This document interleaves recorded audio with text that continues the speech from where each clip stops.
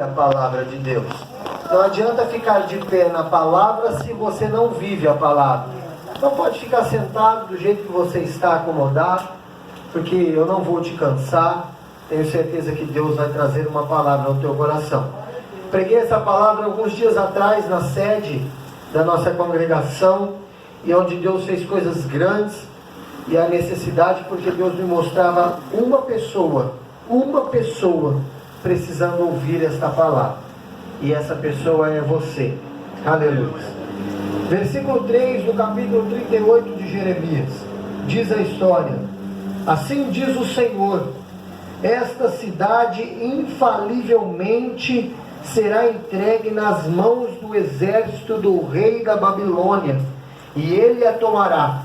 E disseram os príncipes ao rei: morra este homem, visto que ele assim enfraquece as mãos dos homens de guerra que restam nesta cidade, e as mãos de todo o povo, dizendo-lhe tais palavras, porque este homem não busca paz para este povo, senão o mal.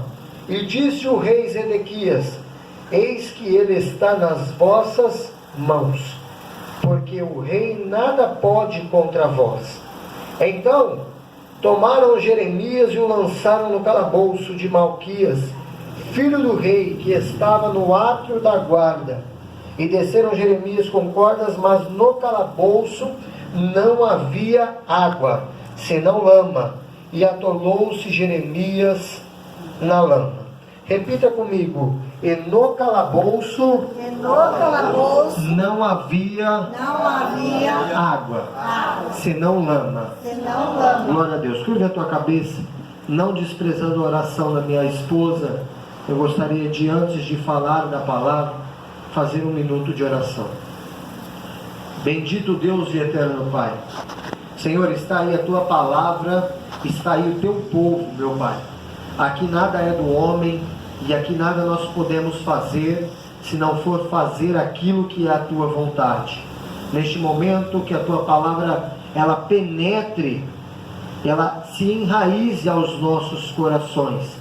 Lembrando que primeiramente a palavra, ela corta em mim, para depois cortar aos irmãos.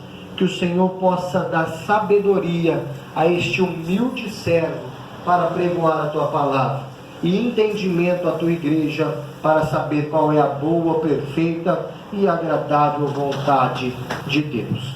Amém, irmãos? Amém. Glória a Deus. Vamos entrar na palavra do Senhor. Diz a história de Deus, aleluias. Se eu tirar o microfone, os irmãos conseguem me ouvir? Sim. Posso, pastor? Por favor. Vamos fazer igual Paulo e Silas faziam antigamente. Preste atenção. A história vai dizer que Jeremias, naquela época, profeta da parte de Deus, está vivendo numa época difícil, num tempo difícil. Ou seja, na parte de Judá, naquele tempo era mais caótico, era mais difícil os dias que estavam vivendo aquele povo.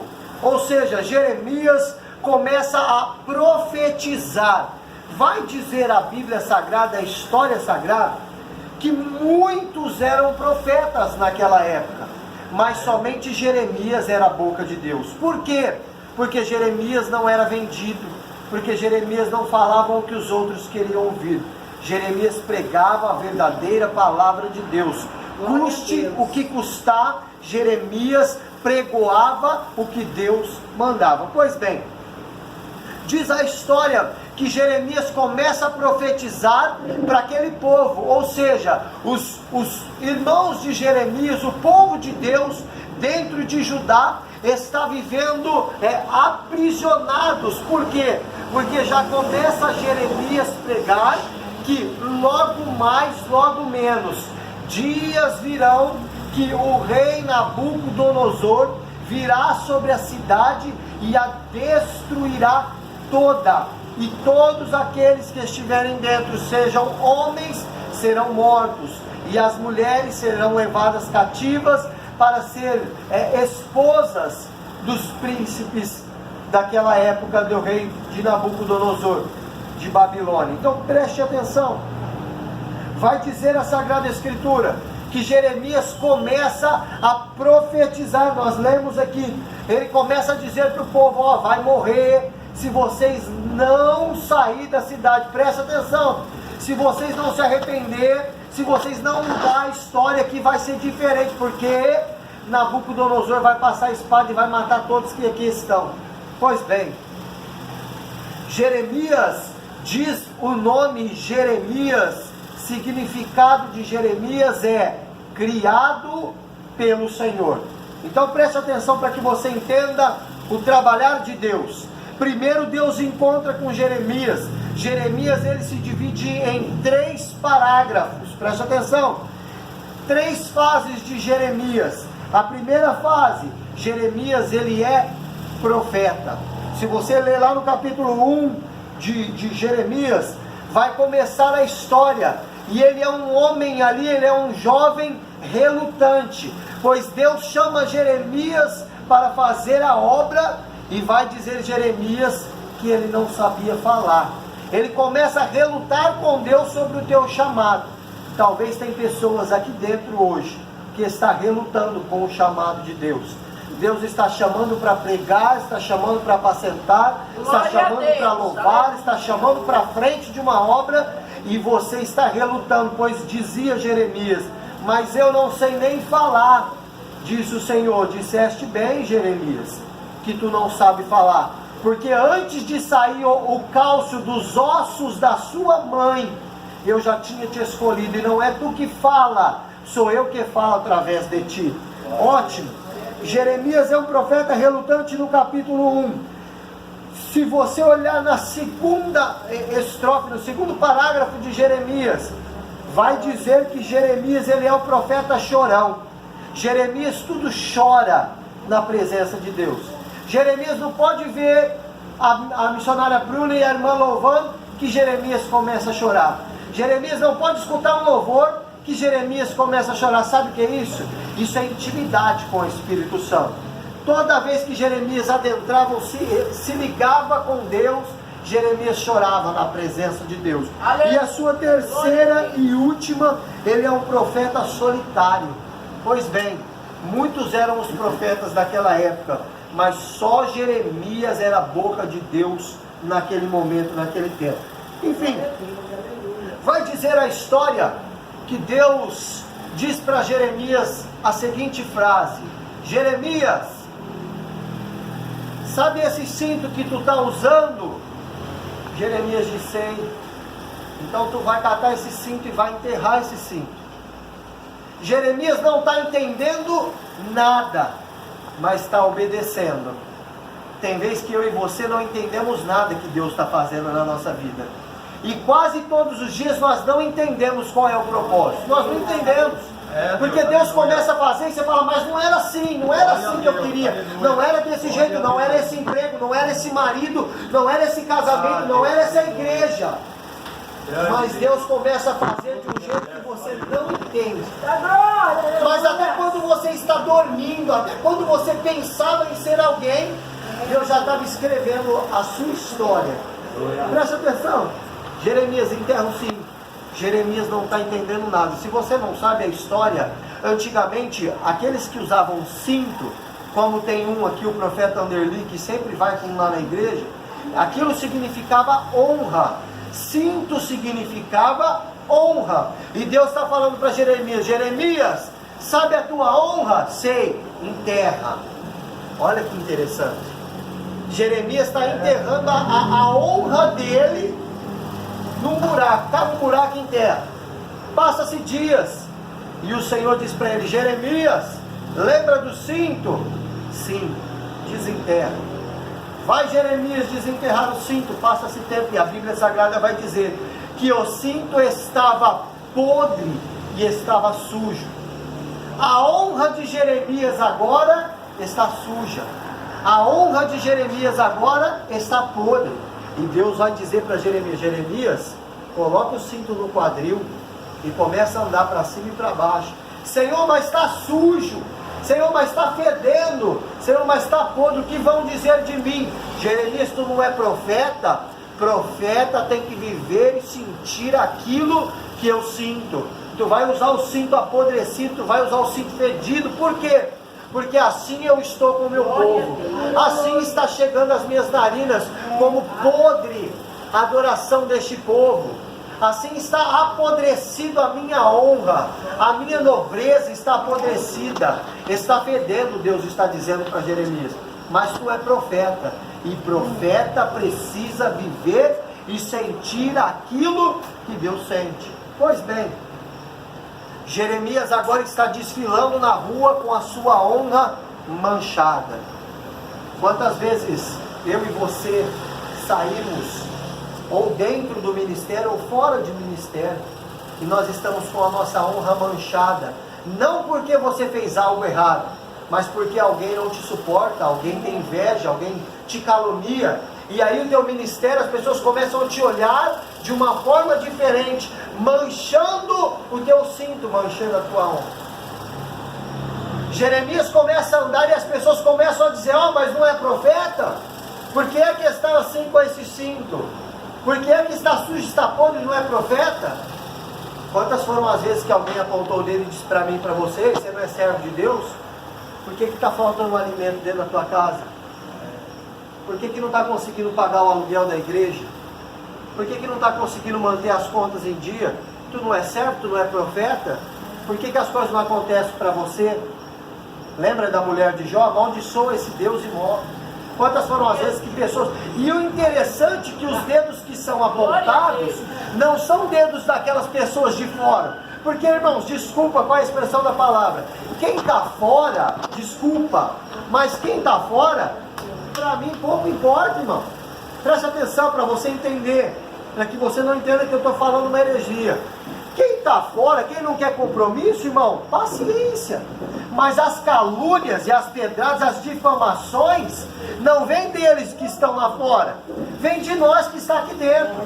A maior pedrada, o dedo que mais te aponta, é aquela pessoa que está dentro do teu teto, debaixo do teu teto, dentro do teu lar. É aquela pessoa que tinha que te pegar e te levantar, não, mas ela está te amaldiçoando. Ela está sendo usada pelo diabo para tentar te destruir. E o diabo, ele é tão sujo, presta atenção nisso. Talvez você já ouviu falar sobre isso. Alguém aqui já foi tentado pelo diabo quando você está no momento mais forte da tua vida? Não. Sabe por que não? Porque quando você está cheio do poder de Deus, ele não tem nem coragem de chegar perto de você. Mas diz a história que ele sempre vai entrar no teu ponto. Por que é que sempre no ponto fraco o diabo te tenta? Porque ele sabe que no ponto fraco ele pode tentar ou conseguir te destruir. Ele é tão sujo que ele só te tenta na tua fraqueza. Ele só te tenta no teu ponto fraco, nas tuas horas mais difíceis. Mas aí vem a história e a palavra de Deus para ti e para mim. Ele vai dizer na história sagrada, Jesus vai dizer ao teu coração, que na tua fraqueza, na minha fraqueza, que se aperfeiçoa o poder de Deus. Então ele pode até tentar na tua fraqueza, mas na tua fraqueza o poder de Deus se aperfeiçoa, porque diz ele, que quando você pensa que está forte, você está fraco. Mas quando você está fraco, é que você está forte. Bom seria que todos os dias, e todos nós os cristãos, estivessem fracos todos os dias. Por quê? Porque quando você está fraco, é que você vai dobrar o teu joelho, é que você vai lembrar de Deus, é que você vai buscar um socorro. Sabe por quê? Porque quando tem dinheiro, quando está trabalhando demais, Deus vai ficando, não é mais prioridade, as coisas vão acontecendo. Quando sobra um tempo, quando sobra um momento, quando sobra, nós buscamos a Deus. Mas quando está fraco, está adoecido, acabou o dinheiro, morreu alguém, aí nós vamos para os pés do Senhor. Bom seria que todos os dias nós estivéssemos fracos, porque na fraqueza nós buscamos o Senhor verdadeiramente de coração. Escuta, diz a história para que você entenda. Jeremias está ali falando com Deus e tentando entender o mistério, mas por que é que o Senhor está fazendo eu andar com o cinto podre, sujo? As pessoas vão rir de mim. E Deus diz para Jeremias: Jeremias, Profeta tem que viver o que eu vivo. Profeta tem que sentir o que eu sinto. Pois bem, vou lembrar aqui de um profeta rapidinho. Quem já ouviu falar do profeta Oséias? 2 pessoas? Amém. Os que não ouviram, vamos lá. Oséias era um profeta pequeno, né, nos atuais lá, dentre todos citados na Bíblia Sagrada, um dos profetas pequenos.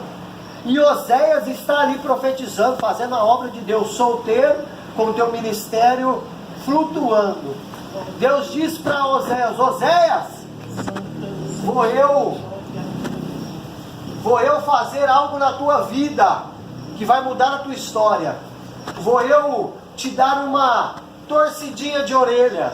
Oséias vai dizer: Senhor, mas o que é que o Senhor quer de mim? O que é que o Senhor vai fazer comigo? Oséias começa a falar com Deus. E Deus vai dizer: Oséias, está na hora de tu casar. Ó glória. Oséias vai falar: ué, mas tu está querendo dar uma puxada na minha orelha? Está querendo mudar o meu ministério e quer que eu case? Ou seja, glória a Deus. Oséias começa a glorificar aos céus, aleluia. Agora sim, agora eu vou arrumar uma varoa, agora eu vou lá no rancho de Cristo, vou escolher a irmãzinha que está solteira lá, porque casada não pode, né? Salomão já morreu. Então ele vai lá e fala: vou lá no rancho de Cristo, vou lá na verdade vos libertará e vou escolher uma irmã. Ó Oséias falando: vou escolher a irmã do círculo de oração, aquela do fogo que está solteira, e vou me casar com ela. Deus falou: Oséias, vamos lá que eu preciso que você case. Amém, Jesus, eu vou ir ali e vou escolher a irmãzinha. Deus fala: não. Oséias, sabe o prostíbulo que tem do lado da tua casa? Sei, Senhor. Tu vai lá e vai escolher a pior das meretrizes. Ou seja, Oséias, sabe qual é aquela mulher, aquela prostituta, a pior? Oséias vai falar: sei. Vai lá e casa com ela. Olha que interessante. Oséias, tu vai casar com uma prostituta. Oséias fala: Senhor, eu vou casar com uma prostituta? Eu sou profeta. Pois bem, Oséias, profeta precisa sentir aquilo que eu sinto. Pois bem, Oséias, case com ela, mas vou fazer um pedido. Além de casar com uma prostituta, Deus fala para Oséias: Oséias, de dia tu vai andar de mão dada com ela na rua, vai ter filhos com ela, mas à noite não a proíba de trabalhar no bordel, no prostíbulo. Ó Deus falando para Oséias: Oséias, de dia ela é tua esposa, de noite ela é esposa de todos. E não é para mudar a história, é para andar desse jeito. Oséias vai dizer: mas Senhor, por que é que eu tenho que passar por isso? Por que é que eu tenho que casar com uma prostituta? E o Senhor vai responder para Oséias: sabe por quê, Oséias? Tu tem que sentir o que eu estou sentindo. E sabe o que eu estou sentindo? O meu povo se prostituindo com outros deuses. Olha que forte. Ninguém entendeu. Se entendesse, tinha dado glória. Mas tudo bem, presta atenção. Oséias vai dizer para Deus: Deus vai falar: Oséias, eu vou fazer tu casar com uma prostituta para tu entender que eu estou sentindo que o meu povo está se prostituindo com outros deuses, com enganações, com coisas mundanas. Por isso tu vai casar com uma prostituta. Aleluia. Quando eu preguei isso na sede, eu perguntei: tem profeta aqui? Glória a Deus, tem profeta. Tem alguém que quer ser profeta? Glória a Deus, tem alguém que quer ser profeta. Só que quando começa a apertar o calo, já não levanta mais a mão. Sabe por quê? Profeta todo mundo quer ser. Todo mundo quer ser profeta. Mas ninguém quer sentir o que Deus sente. É simples. Ninguém quer pagar preço. Todo mundo quer ser profeta. Todo mundo quer chegar, pegar o microfone, quer rodar assim, diz o Senhor, quer ser... mas ninguém quer pagar preço. Ninguém quer subir no monte, ninguém quer sentir aquilo que Jesus sentia, aquilo que Deus sentia, ninguém quer sentir. Todo mundo quer o fogo, mas ninguém quer acender a fogueira. Presta atenção. Vou voltar para a história. Diz a história que Jeremias começa a pregoar ao povo, e Jeremias é profeta de Deus, e ele começa a falar para o povo, e aí os comandantes ali, os generais começam a ir lá no rei e dizer: rei, Jeremias está enfraquecendo o nosso exército, pois ele não quer nada de bom, ele quer de ruim. Ele está destruindo. Ao invés dele incentivar o nosso exército, ele está tentando destruir o nosso exército. Porque quem fala a verdade de Deus, quem prega a verdadeira palavra, o verdadeiro evangelho, e não é esse evangelho que nós estamos vivendo nesse dia de hoje, não, que é porta aberta, que é chave para lá, chave para cá. Esse não é o evangelho de Cristo, não. Não que Deus não possa abrir porta e te dar chave, porque Ele pode, mas não é o princípio de Deus dar chave para ninguém. O princípio que Deus tem contigo é salvar a tua alma. Aí diz o irmão outro dia: pastor, mas eu venho na igreja e eu não consigo comprar um carro, a coisa não anda para mim. Eu falei: glória a Deus, irmão. Porque o princípio de Deus na tua vida não é um carro, o princípio de Deus é salvar a tua alma. Quem sabe se Ele te dá um carro, você vai continuar na presença. Pessoas estão preocupadas em vir na igreja e buscar por algo, e requerer algo de Deus. E nós estamos preocupados em vir na igreja e dizer: Deus, eu só vim aqui porque o Senhor merece toda a minha adoração, o meu louvor. E se o Senhor fizer, as irmãs louvor, se fizer, Deus. Se não fizer, Ele vai continuar sendo Deus do mesmo jeito. Só que nós estamos procurando as coisas de Deus, nós estamos querendo troca, vai ganhar com Deus. Eu vou na igreja e Deus me dá uma bênção. Eu vou no culto e Deus me dá. Eu vou numa vigília e Deus me dá uma bênção. Para com isso, irmão. Você já pensou se Deus pensasse do mesmo jeito? Você vem na igreja para pedir para Deus. Você já pensou se Deus falasse assim: ó, eu só vou dar se primeiro você agradecer. Tem crente que nem consegue agradecer, entra na igreja, dobra o joelho e começa a pedir. E Deus está falando: eu só vou dar se primeiro agradecer. Só que tem crente que não consegue agradecer. Pois bem, Jeremias começa a pregar e o povo vai lá e faz o quê? Rei, é o seguinte, ó, mas precisa fazer alguma coisa. O que vocês querem fazer? Joga Jeremias no calabouço. Você não sabe o calabouço, uma cisterna? O que tem dentro da cisterna? Água. Então pega Jeremias e joga Jeremias dentro do calabouço. O rei vai falar: olha, se vocês quiserem, vocês façam, mas eu não tenho nada a ver com isso, mas vai lá e façam vocês. Vai dizer a história que eles pegam Jeremias, amarram Jeremias e jogam Jeremias dentro do poço, dentro do calabouço. Quantas vezes você foi taxado? Quantas vezes você foi caluniado? Quantas vezes você foi apontado por pregar a verdade de Deus? Você acha que vocês não têm inimigos? Muitos. E os inimigos que nós temos sentam do lado que a gente senta, na cadeira, para ouvir a palavra de Deus. Os maiores inimigos dos crentes não é Saulo, porque Saulo não era crente. Os maiores inimigos dos cristãos é os cristãos. O inimigo da nossa alma é o diabo. Hoje o diabo é segundo plano, porque o maior inimigo da nossa alma é o irmão que está do nosso lado. Não vou generalizar, irmãos, perdoa, não é todo mundo. Mas aí diz aqui, a irmã leu, Paulo vai dizer assim, ó: chorai com os que choram e se alegrai com os que se alegram. Mas parece que Paulo escreveu, ó: se alegrai com os que choram e chorai com os que se alegram. Não foi isso que Paulo escreveu. Porque quando o irmão consegue uma bênção, ó, foi promovido, pastor ungiu, agora é um obreiro, agora comprou um carro, foi viajar. Parece que as pessoas, ao invés de ficar felizes porque Deus está abençoando o irmão, as pessoas começam agora a ver o irmão de uma forma diferente. Já exclui da rede social, já não dá mais a paz do Senhor, já começa a falar que o irmão é metido. Não, o irmão só está sendo abençoado por Deus, e você também pode e receber até mais de Deus para a tua vida. Enquanto tu não tirar o olho da grama do vizinho, a tua grama não vai florescer. Jeremias, ele, por falar a verdade, é lançado num calabouço. Eu e você já fomos lançados dentro de uma cisterna por pregar a verdade. Por falar qual é o certo e qual é o errado, explicar qual é a situação, já lançaram eu e você dentro da cisterna. Presta atenção, amarram Jeremias e soltam Jeremias. Agora eu vou conjecturar.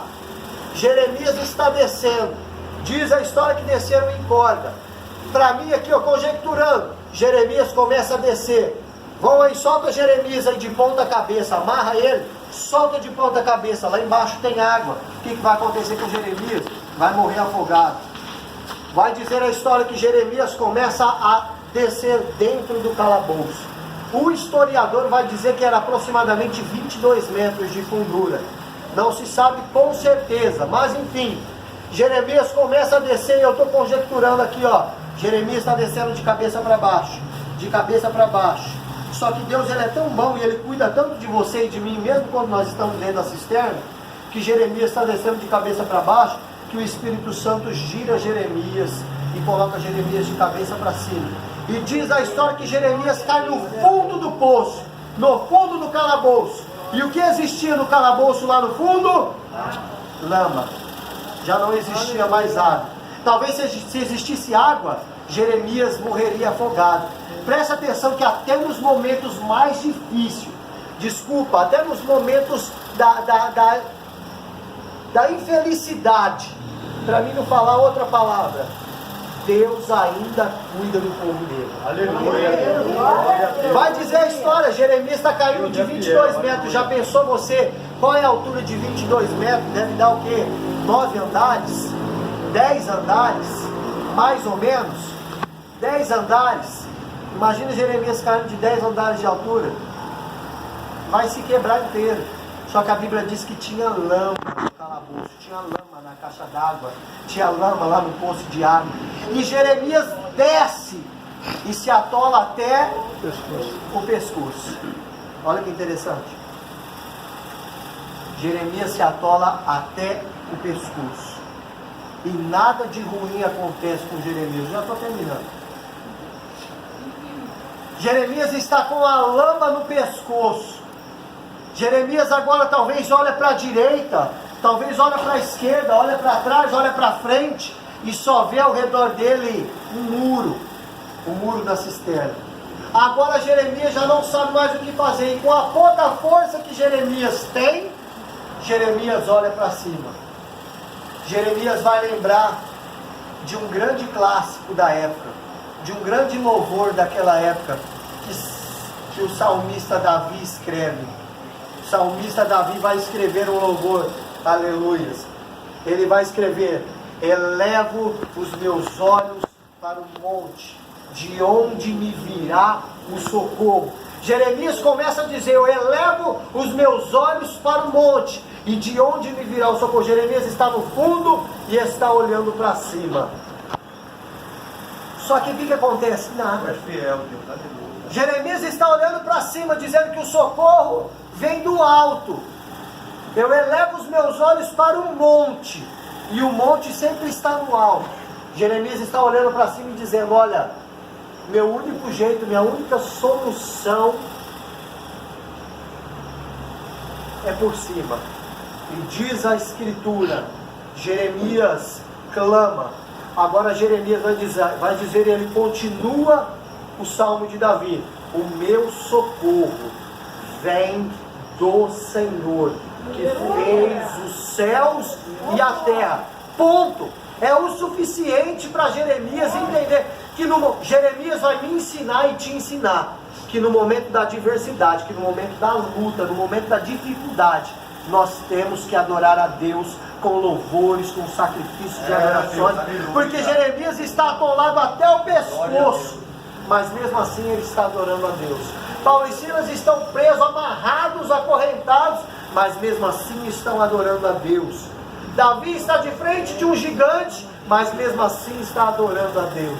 Moisés está de frente com o mar, mas mesmo assim está adorando a Deus. Esses homens nos ensinam que no momento da adversidade, da dificuldade, é que nós verdadeiramente aprendemos que nós devemos adorar a Deus pelo que nós somos e não pelo que nós queremos ser. Nós só somos simplesmente criados para adorar a Deus. Se algum dia você não fez esse estudo, faça esse estudo do Lúcifer. Por que Lúcifer desceu dos céus? Por que Deus expulsou?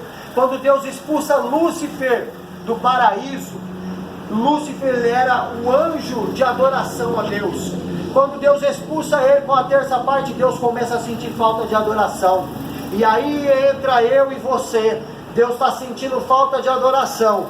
E aí o que Deus faz? Eu preciso de arrumar alguém para substituir este ser que eu expulsei. Aí entra eu e você, criados por Deus para adorar. Tem gente que está sendo, tem gente dentro da igreja que acha que é criado para receber aplausos, famas, status, dinheiro, para receber coisas grandes. E Jesus disse, ó, vocês só foram criados com um propósito, é adorar a Deus. Não tem outro, não tem.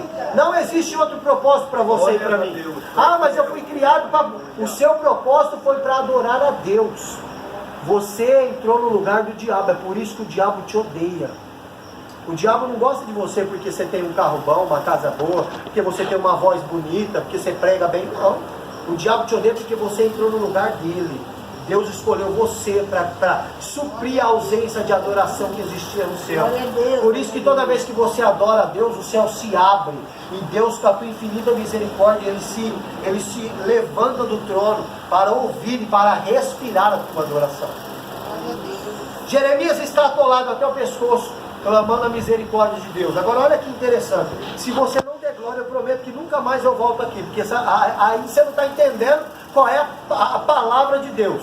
Até agora você pode não ter entendido. Se você não entender agora, tem alguma coisa errada. Presta atenção.